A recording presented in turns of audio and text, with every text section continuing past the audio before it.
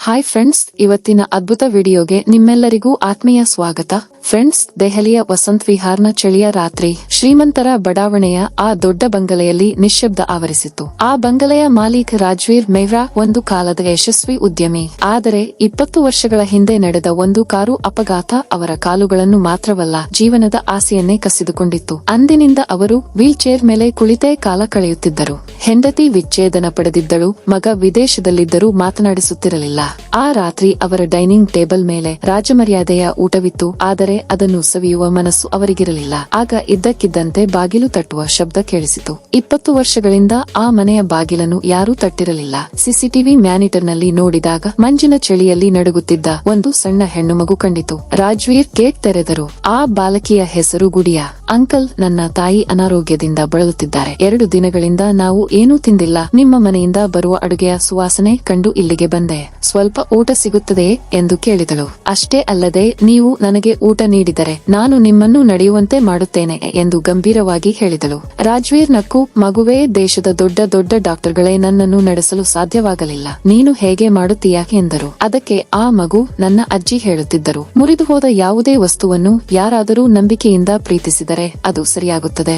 ನೀವು ನನ್ನನ್ನು ನಂಬುತ್ತೀರಾ ಎಂದು ಕೇಳಿದಳು. ರಾಜ್ವೀರ್ ಅವಳನ್ನು ಒಳಗೆ ಕರೆದರು. ಅವಳು ಊಟ ತಿನ್ನುವ ಮೊದಲು ತನ್ನ ಪುಟ್ಟ ಕೈಗಳನ್ನು ರಾಜ್ವೀರ್ ಅವರ ಮರಗಟ್ಟಿದ ಕಾಲುಗಳ ಮೇಲೆ ಇಟ್ಟಳು. ಆ ಕ್ಷಣದಲ್ಲಿ ರಾಜ್ವೀರ್ ಅವರಿಗೆ ಒಂದು ವಿಚಿತ್ರ ಸಂವೇದನೆ ಉಂಟಾಯಿತು. 20 ವರ್ಷಗಳಿಂದ ಚಲನೆಯಿಲ್ಲದ ಕಾಲುಗಳಲ್ಲಿ ಏನೋ ಒಂದು ಜೀವ ಬಂದಂತಾಯಿತು. ಅದು ಪವಾಡವೋ ಅಥವಾ ಆ ಮಗುವಿನ ಮುಗ್ಧತೆಯ ಶಕ್ತಿಯೋ ತಿಳಿಯದು. ಆದರೆ ರಾಜ್ವೀರ್ ಕಣ್ಣುಗಳಲ್ಲಿ ಮೊದಲ ಬಾರಿಗೆ ಭರವಸೆಯ ಕಣ್ಣೀರು ಬಂತು. ಮಗು ಊಟ ಮಾಡುತ್ತಿದ್ದಾಗ ರಾಜ್ವೀರ್ ಅವಳನ್ನು ನೋಡುತ್ತಾ ಕುಳಿತರು. ಆತನಿಗೆ ತನ್ನ ಮಗನ ನೆನಪಾಯಿತು. ಆ ಬಾಲಕಿಯ ಮಾತುಗಳು ಅವರಲ್ಲಿ ಬದುಕುವ ಹೊಸ ಆಸೆಯನ್ನು ಮೂಡಿಸಿದವು. ಊಟದ ರೂಪದಲ್ಲಿ ಅವರು ಆಕೆಗೆ ಸಹಾಯ ಮಾಡಿದರೆ ಅವಳು ತನ್ನ ನಂಬಿಕೆಯ ಮೂಲಕ ಅವರಿಗೆ ಮಾನಸಿಕ ಧೈರ್ಯ ಮತ್ತು ಜೀವನದ ಮೇಲಿನ ಭರವಸೆಯನ್ನು ನೀಡಿದಳು. ರಾತ್ರಿ ಹೇಗೆ ಹೋಗುತ್ತೀಯಾ? ನಾನು ನನ್ನ ಡ್ರೈವರ್ ಅನ್ನು ಕರೆಯುತ್ತೇನೆ ಎಂದು ರಾಜ್ವೀರ್ ಕೇಳಿದರು. ಗುಡಿಯಾ ನಗುತ್ತಾ, ಭಯಪಡಬೇಡಿ ಅಂಕಲ್, ನಾನು ಪ್ರತಿದಿನ ಹೋಗುತ್ತೇನೆ, ನನಗೆ ದಾರಿ ಗೊತ್ತು ಎಂದು ಉತ್ತರಿಸಿದಳು. ಆದರೆ ನಾಳೆ ರಾತ್ರಿ ಮತ್ತೆ ಬರುತ್ತೇನೆ. ನೀವು ನಡೆಯಲು ಶುರು ಮಾಡುವವರೆಗೆ ನಾನು ಪ್ರತಿದಿನ ಬರುತ್ತೇನೆ ಎಂದು ಮಾತು ಕೊಟ್ಟಳು. ರಾಜ್ವೀರ್ ಹೇಳಿದರು, ಮಗು, ಇದೆಲ್ಲ ಹುಚ್ಚುತನ. ನೀನು ಚಿಕ್ಕವಳು, ಈ ಪ್ರಪಂಚ ದೊಡ್ಡದು, ಜನರು ತುಂಬಾ ಭಯಾನಕ. ಅದಕ್ಕೆ ಗುಡಿಯಾ ಗಂಭೀರವಾಗಿ, ಅಂಕಲ್, ಹೃದಯದಲ್ಲಿ ಭಯವಿದ್ದರೆ ಮಾತ್ರ ಜನರು ಭಯಾನಕವಾಗಿ ಕಾಣುತ್ತಾರೆ. ಈಗ ನೀವೇ ನೋಡಿದಿರಲ್ಲ, ನಾನು ನಿಮಗೆ ಸ್ಪರ್ಶದ ಅನುಭವ ಮಾಡಿಸಿದೆ ಎಂದಳು. ರಾಜ್ವೀರ್ಗೆ ಮಾತನಾಡಲು ಸಾಧ್ಯವಾಗಲಿಲ್ಲ. ತಲೆಬಾಗಿಸಿ, ಸರಿ, ಬರುವುದಾದರೆ ಬಾ, ನಾನು ಕಾಯುತ್ತಿರುತ್ತೇನೆ ಎಂದರು. ಹಾಗಾದರೆ ನಿರ್ಧಾರವಾಯಿತು. ನಾಳೆ ಇದೇ ಸಮಯಕ್ಕೆ ಬರುವೆ ಎಂದು ಹೇಳುತ್ತಾ ಅವಳು ಗೇಟಿನತ್ತ ನಡೆದಳು. ಮಂಜಿನ ಗಾಳಿಯಲ್ಲಿ ಅವಳ ಪಿಂಕ್ ಸ್ವೆಟರ್ ಮೆಲ್ಲಗೆ ಮರೆಯಾಯಿತು. ರಾಜ್ವೀರ್ ವೀಲ್ ಚೇರ್ನಲ್ಲಿ ಕುಳಿತು ಅವಳು ಹೋಗುವವರೆಗೆ ನೋಡುತ್ತಿದ್ದರು. ನಂತರ ತನ್ನ ಕಾಲುಗಳತ್ತ ನೋಡಿಕೊಂಡರು. ಹೌದು, ಅಲ್ಲಿ ಒಂದು ಸಣ್ಣ ಸಂವೇದನೆ ಇತ್ತು. ಅವರು ಬಹಳ ಮೆಲ್ಲಗೆ ಪ್ರಯತ್ನಿಸಿದರು. ಭಯದ ನಡುವೆಯೂ ಅವರ ಕಾಲ್ಬೆರಳುಗಳು ಕದಲಿದವು. ಇದು ಇತರರಿಗೆ ಕಾಣಿಸದಿರಬಹುದು, ಆದರೆ ಅವರಿಗೆ ಅದು ಬೆಟ್ಟಕ್ಕಿಂತ ದೊಡ್ಡ ಕ್ಷಣವಾಗಿತ್ತು. ಕಣ್ಣಿನಿಂದ ನೀರು ಸುರಿಯಿತು. ನಾನು ಮತ್ತೆ ನಡೆಯಬಲ್ಲೆನೆ ಎಂದು ತನಗೆ ತಾನು ಕೇಳಿಕೊಂಡರು. ಮರುದಿನ ಬೆಳಿಗ್ಗೆ ಸೂರ್ಯನ ಕಿರಣಗಳು ಕಿಟಕಿಯಿಂದ ಬಂದಾಗ ಹೊಸ ಭರವಸೆ ಮೂಡಿತ್ತು. ರಾಜ್ವೀರ್ ಕಿಟಕಿ ತೆರೆದರು. ಏನೋ ಬರೆಯಬೇಕೆನಿಸಿ ನೋಟ್ ಪ್ಯಾಡ್ ತೆಗೆದು ಬರೆದರು. ಅದ್ಭುತಕ್ಕೆ ಒಂದು ರೂಪವಿದ್ದರೆ ಅದು ಹಸಿದಿರುವ ಬಾಲಕಿಯ ನಗುಮುಖದಲ್ಲಿರುತ್ತದೆ. ನಂತರ ಕಿಚನ್ ಕಡೆ ಹೋದಾಗ ಮಾರ್ಬಲ್ ಕೌಂಟರ್ ಮೇಲೆ ಹೃದಯಾಕಾರದ ಕಾಗದವಿತ್ತು. ಅದರಲ್ಲಿ ಬಣ್ಣದ ಪೆನ್ಸಿಲ್ನಿಂದ ಬರೆಯಲಾಗಿತ್ತು, ಧನ್ಯವಾದಗಳು ಅಂಕಲ್, ನಾಳೆ ಭೇಟಿಯಾಗೋಣ.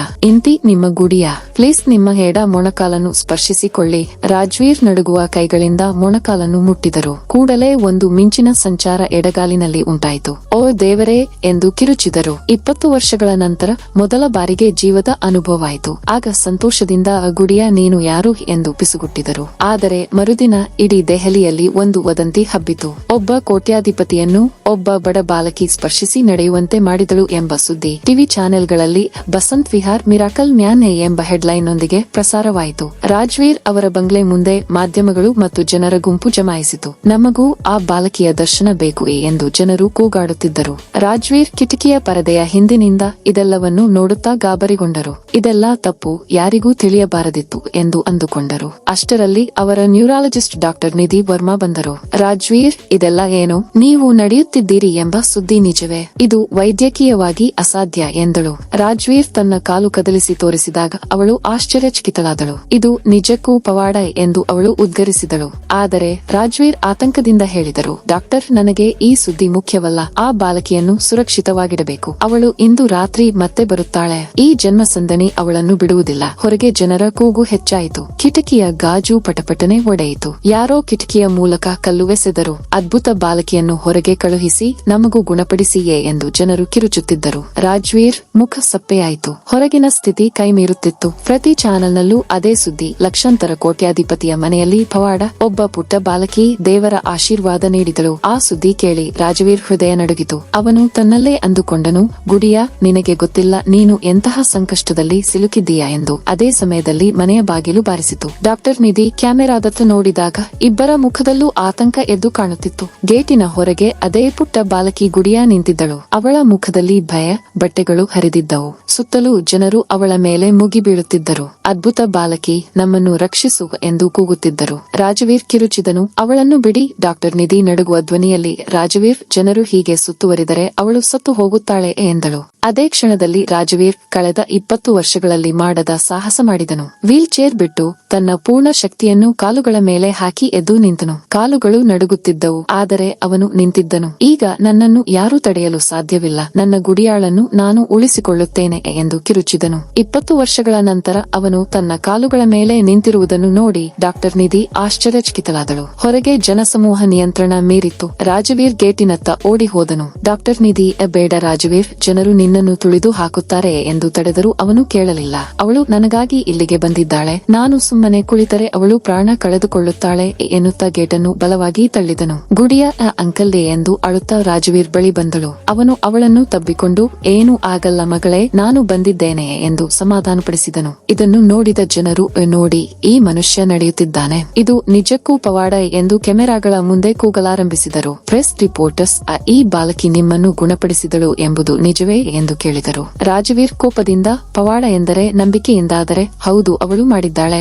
ಆದರೆ ಅವಳು ದೇವತೆಯಲ್ಲ, ಅವಳು ಕೇವಲ ಒಬ್ಬ ಮನುಷ್ಯಳು. ಅವಳು ನನಗೆ ಮಾನವೀಯತೆಯನ್ನು ನೆನಪಿಸಿದಳು ಎಂದು ಹೇಳಿದನು. ರಾಜವೀರ್ಗೆ ತಿಳಿಯಿತು, ಇದು ಕೇವಲ ಜನರ ಹುಚ್ಚಾಟವಲ್ಲ, ಇದರ ಹಿಂದೆ ಅವನ ಮಾಜಿ ಪತ್ನಿ ಕಿರಣ್ ಆಸ್ತಿಗಾಗಿ ಮಾಡುತ್ತಿರುವ ಸಂಚು ಎಂದು. ಕಿರಣ್ ಅಲ್ಲಿಗೆ ಬಂದು, ರಾಜವೀರ್, ಈ ನಾಟಕ ನಿಲ್ಲಿಸು, ನಿನಗೆ ಹುಚ್ಚು ಹಿಡಿದಿದೆ ಎಂದು ಕಿರುಚಿದಳು. ರಾಜವೀರ್ ಶಾಂತವಾಗಿ ಹೇಳಿದನು, ಕಿರಣ್, ನನಗೆ ಕಾಯಿಲೆ ಇತ್ತು ಎಂಬುದು ನಿಜ, ಆದರೆ ಅದು ದೇಹಕ್ಕಲ್ಲ, ಮನಸ್ಸಿಗೆ. ಲೋಭ ಮತ್ತು ಸ್ವಾರ್ಥವೇ ಅತಿದೊಡ್ಡ ಕಾಯಿಲೆ. ಈ ಬಾಲಕಿ ನನ್ನನ್ನು ಮುಟ್ಟಿ ಗುಣಪಡಿಸಲಿಲ್ಲ. ತನ್ನ ಪ್ರೀತಿಯ ಮಾತುಗಳಿಂದ ನನ್ನೊಳಗೆ ಸತ್ತಿದ್ದ ಮನುಷ್ಯನನ್ನು ಎಬ್ಬಿಸಿದಳು. ಜನರಿಗೆ ಸತ್ಯ ಅರ್ಥವಾಯಿತು. ನಂತರ ರಾಜವೀರ್ ತನ್ನ ಬಂಗಲೆಯನ್ನು ಅನಾಥಾಶ್ರಮವನ್ನಾಗಿ ಬದಲಾಯಿಸಿದನು.